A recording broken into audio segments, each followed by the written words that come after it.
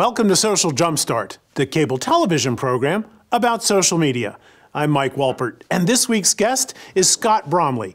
He's the community manager for tag.com, which is a pretty cool job because if you're the social media guy for the world's third largest social network, that's a big deal. But he's also creator of the comedy button. And if there were such a thing, he would be an expert in viral video. But there's not. But if there was, he'd be the guy. Scott, welcome to the show. Thanks. I'm happy to be here. If you were here, you would be the guy. Yeah, if there was such a thing as an expert on viral videos, which there isn't. There isn't. Because then it would just be 1,000 people who just got lucky. Right. But I've managed to create a couple million hit videos in my days. Tell me about, I want to talk about being a community manager for a website that gets hundreds of millions of page views every minute. But let's start with the comedy button and the viral video and the comedy stuff. How does that work? How'd you begin? So what happened was I was the community manager over at IGN.com, which is the world's largest video game website. And I got into that completely by accident. I worked in broadcast. I was a writer and producer. But I had a really good Facebook page. And because I showed my personality in there, I made it a character. And then so I was brought in as their community manager, but I was, because I had come from media, I love videos. Now they had a show on there called the Game Spider Briefings, which was one of the lowest rated podcasts on the network. And my friends who were the other comedy guys there were stuck on that show and they didn't know what to do with it because they're stuck talking about really boring PC games. And I came in there and I said, let's stop talking about PC games on this. Let's just talk about our lives. And then so us talking about our lives, and we were all friends, the show went from number 14 to number 1. And it's because we found out what other people were talking about and we started talking about that. And people started listening, and people started caring about us. So that show, when I left IGN, I took that crew with me. We started the comedy button, and we didn't have any money to do any equipment, so we decided to do a Kickstarter, Kickstarter.com, raising money through the community, and we asked for $6,000, and we raised $40,000, and we did we raised the $6,000 in the first half hour. Wow. Yeah, and it was one of those things where like in Office Space where, we were only supposed to move a decimal, we moved it an entire 1%. So we're like, okay, we can't promote this anymore. We're making way too much money. We all got scared. Wow. Because the other guys who were still at IGN, they were like, we're going to get laid off or fired because we're making money off of something that do not advertise it at all. Just be quiet because we couldn't pull out. We had to go for 30 days. But it was great. We started the show. And once we started, we're number 1 on iTunes, Zune, all that stuff. And our fans have really come out and supported us. And now we have, like 250,000 people listening all the time. And then it's unreal, and it continues to grow. Like every single week, our numbers get higher and higher. We haven't plateaued yet, so we have no idea what our actual audience is. Wow. Which is a nice problem to have. So you start off with the comedy button, and it continues to grow, and it continues to grow, and it really is just that loose, real feeling that, and keeping it.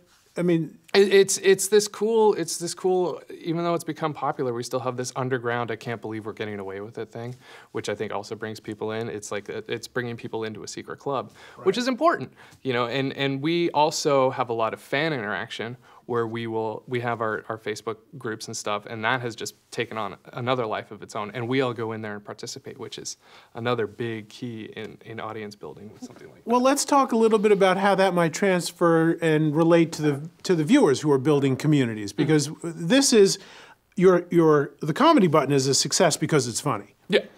It's a huge success because you nurture it and care for it.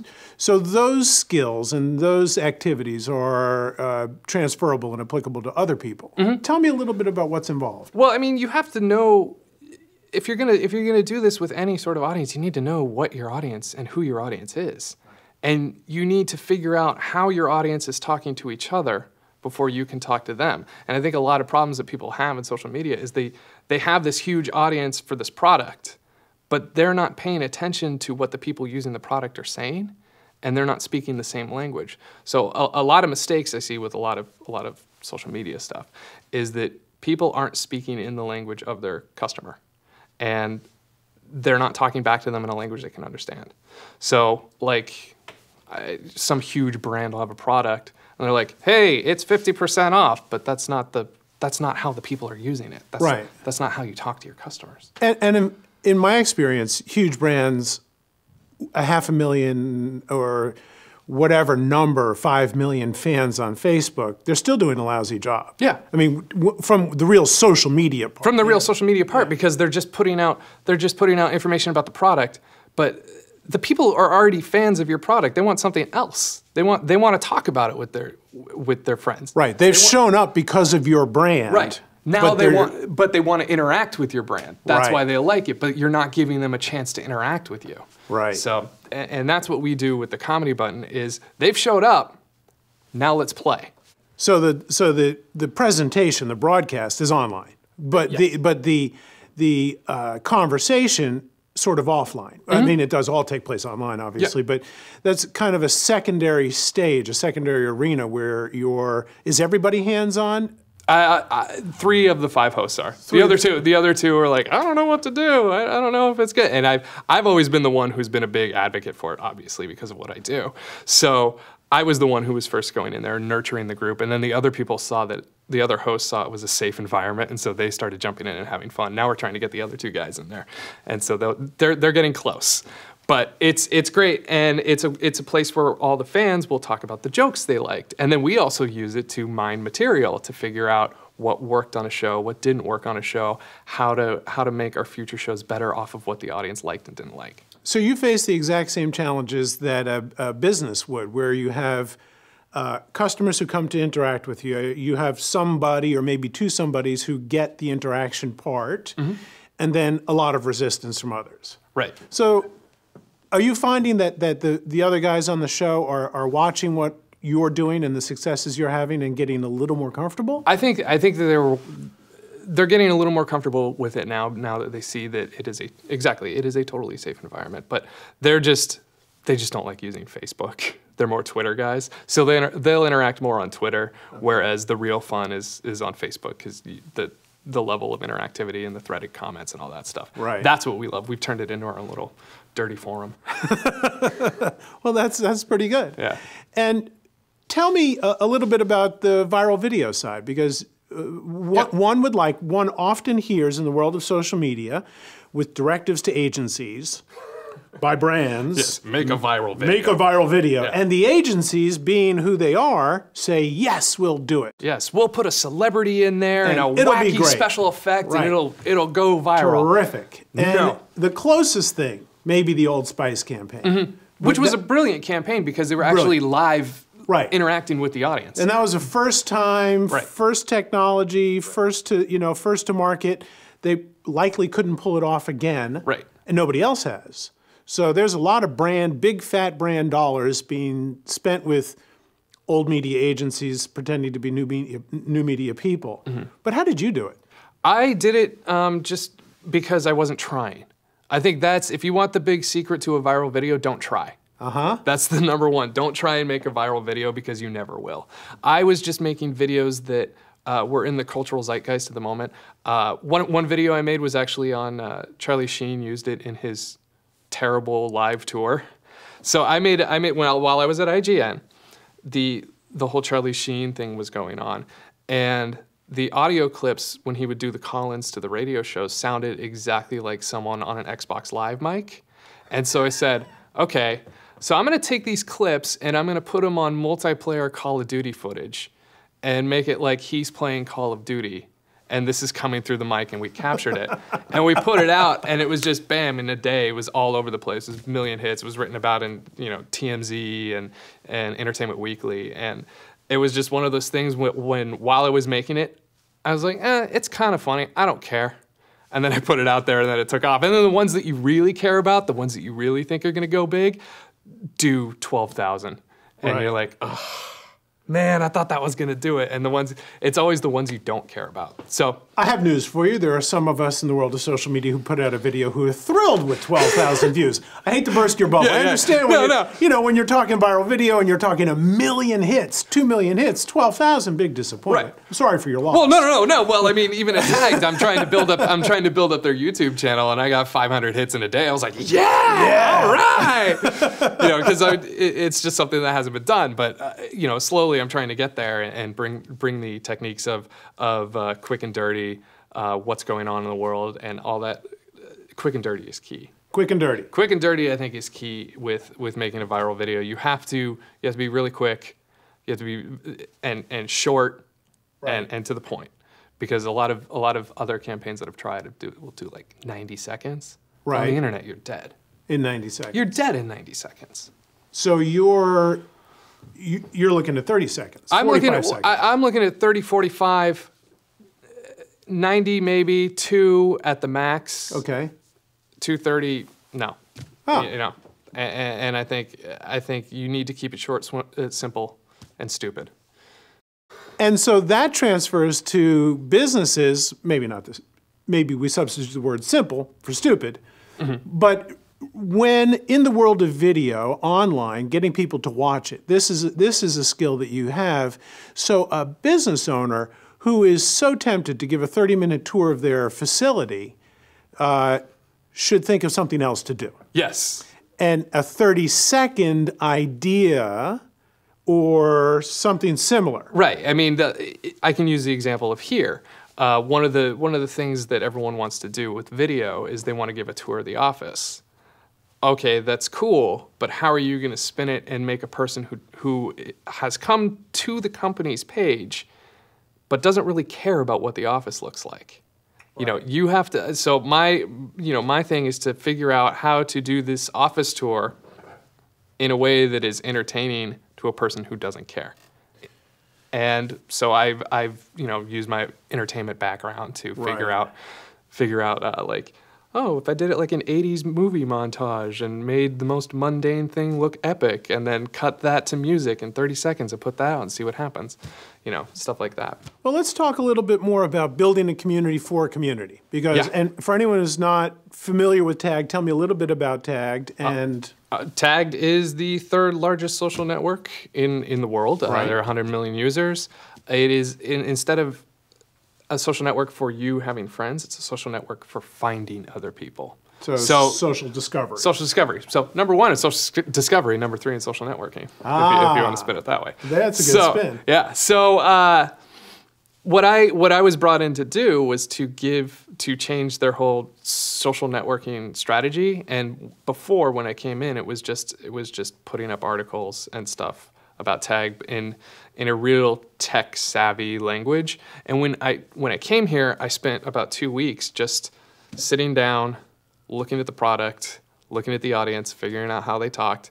And I found out that 95% of the audience does not speak the language of tech savvy that our voice was putting out there.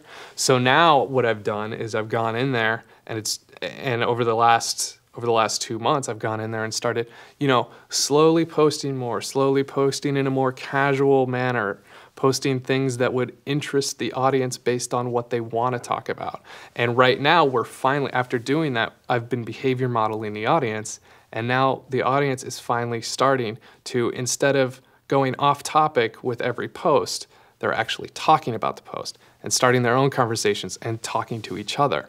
So it's one of those it's a gigantic battle, and you have to take very, very small steps. Well, it's also a really unique thing, because most people would have a business and they want to talk about the business, or they're experts at something and they want to share that expertise. Nobody in the Tagged network community, none of the users, none of the customers, really care what the office looks like. So maybe they do, but they care about each other more. They care about each other more. And the way that I go about social networking and being a community manager is I fell into this completely by accident. I was a writer and producer and host on television, and then, like I said, at IGN, they brought me in because they wanted me to do that stuff and make videos, but They didn't have any room for me, but they had room as a community manager, and they said, your Facebook and Twitter is really funny. Can you run ours? And so I did. And, you know, through theirs, I grew their own social networking arm, which was at the time only 5,000 to 500,000 in 18 months, just by giving IGN a voice and a personality. Well, no, let's not gloss over that. I mean, that's a big deal. Yeah. I mean, granted, when you start with a somewhat captive audience, or somewhat, you have a bunch of people. But there's a difference between having a bunch of people and getting a bunch of people to connect with each other in a community using Facebook. And not only that is when I was there, I was also, because of Facebook and Twitter, I increased their traffic from those two things to 9%. Wow. Yeah. So using it, and it's all about knowing how to give like I said, how to give your audience what they want. And since IGN is such a machine where they're just constantly putting out articles, it made my job really easy to give the audience the articles they wanted. And I just had to figure out how to spin it in a way that would get them to not only click it, but to share it with their friends. Right. So no lack of content. No. Your job, though, was to make it easy. My job was to program it, basically. Right. That's a great word. It was a programming strategy. I had to figure out what's going to play at 1 p.m., what's going to play at 3 p.m., what's going to play in the morning, what's going to play late at night, and then how to rewrite the headline so it's not only telling you what's there, but it's engaging you to share it or talk about it with other people. Right. The hey, check this out button, which we all live for. Right. And so by doing that, I was able to start trending topics on Twitter constantly. I mean, I look back, like Mashable just came out with their top 10 trending topics, and in tech, 5 of the top 10, I started with the IGN account. Yesterday I was like, all right, well, looks like I did my job. I'm out of here. Right, I'm good. Yeah. But I mean, I wouldn't have been able to do that if they weren't a constant content producing machine. Like if I was just supposed to talk about, start Guitar Hero as a trending topic, I wouldn't have been able to do that unless we were the first ones to say that Guitar Hero is no more. It's dead, and then I spin it in a way very fast, put it out there, and then people start talking about it. So it has to. You can't create this stuff out of thin air. Sometimes you can. Sometimes you can. Sometimes you can, and just like viral videos, you're lucky. Ah, okay. But if you are like a New York Times or someone like that, and you do have a constant stream of content coming out, it is possible. You just need to learn how to spin it really well. Right. Well, don't give away that secret. You should be charging big for that. Yeah. So let's talk a little bit about your interaction with the community at Tagged and how that feeds on itself. So that started. We're taking baby steps towards it. You know, I'm trying to create a voice of the company that is a personality that when you come to the social networking arm of Tagged, it all sounds and feels the same, and it all sounds and feels like a person instead of a company. So that's what I've been taking baby steps towards right now. Right now, I'm just trying to get the community used to a constant stream of content, and experimenting with, can I do 3 posts a day? No, I can't. That's too much too soon. Oh. Yeah. Oh, can I do 2? Maybe, depends on the day. Can I do 1? Okay, yes, I can do 1. What time works best? And then it's... How do you gauge 3 is too many? Lack of response? It's just lack of response, okay. But that's only in the beginning. 3 isn't too many down the road. Right. 3 is too many when you have... Go from 3 a week to 3 a day. Yeah, when you go from 3 a month to 3 a day, people are like, whoa, okay, you're spamming me now. Got it. You need to figure out, and you also need to figure out when your audience is most engaged, and that all comes from listening.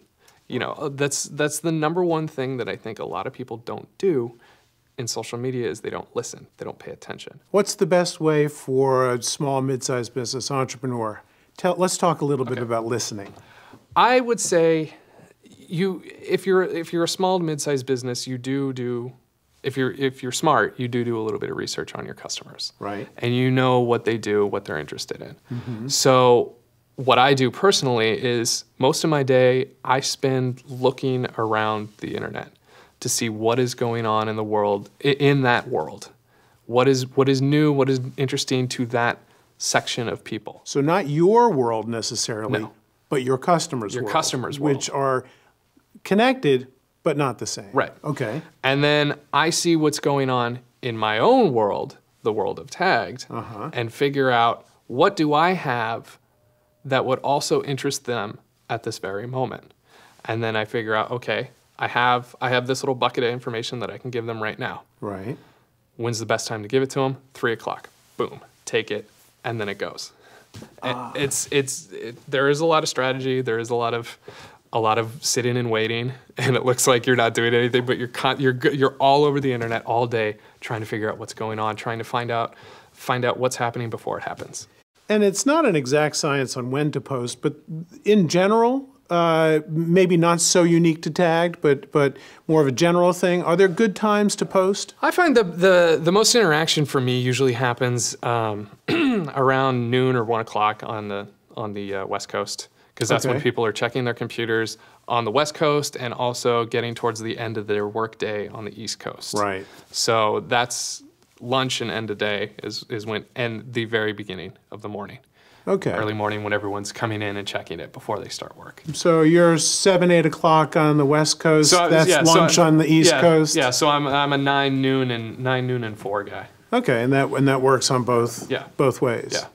And tell me, if there were just a few things that our viewers should think to do: listen, and then talk back. Talk back. Yeah. So let's talk a little bit about that, because so many people fall into the broadcast trap. Here's another way for me to get my message out. Yes. And they don't mean to, but we've been pounded with broadcast messages for so long. So help me define talk back, talk with versus talking.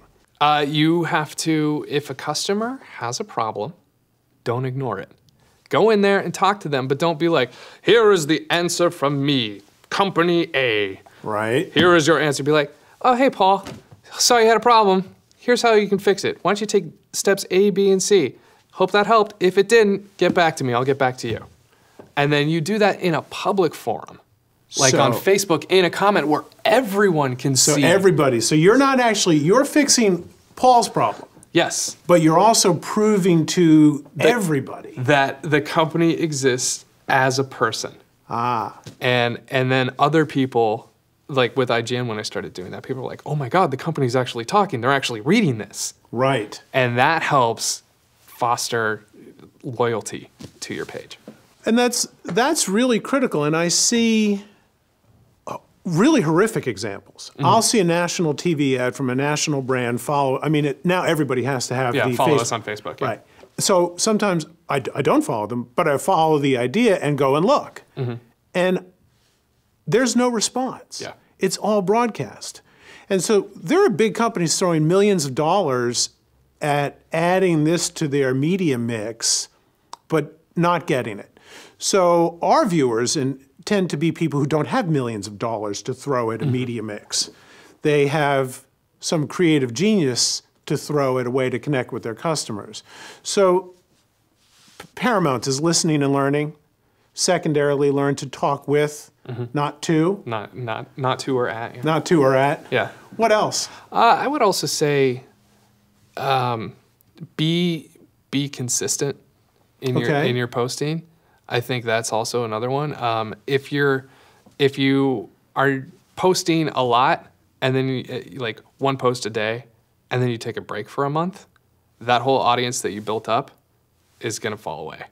So you have to be constantly posting. You have to stick to your schedule. Right. You have to build your schedule. The same thing in blogging. Yeah. Putting 5 posts up on Monday and nothing for 2 weeks is not the way to do it. Is not the way to do it. No. And briefly in the last couple of minutes, there's a difference between frequency of posting on Facebook and Twitter. There's some expectations from those communities about what's okay. Yeah. You talked about all of a sudden going from 0 to 3 posts a day on Facebook seems like spammy. Yeah. But you really have to work hard to be spammy on Twitter, don't you? You do. And people do. I'm not saying... I'm guilty of it. I mean, during E3 when I was at IGN, especially during the press conferences, we would live blog from Twitter. And that's, we're doing, I don't even know, 300 to 400 posts in an hour. Yeah. That's a little much. But The difference is when we were spamming like that, our entire audience was engaged because they were watching the press conference with us. So it was like an extra live blog in the same social media voice. So it's not spam if you're actually giving some value. Yeah, but with that said, I would never ever do that for a company like Tagged unless they were doing some press conference and we were doing that. But it's really annoying.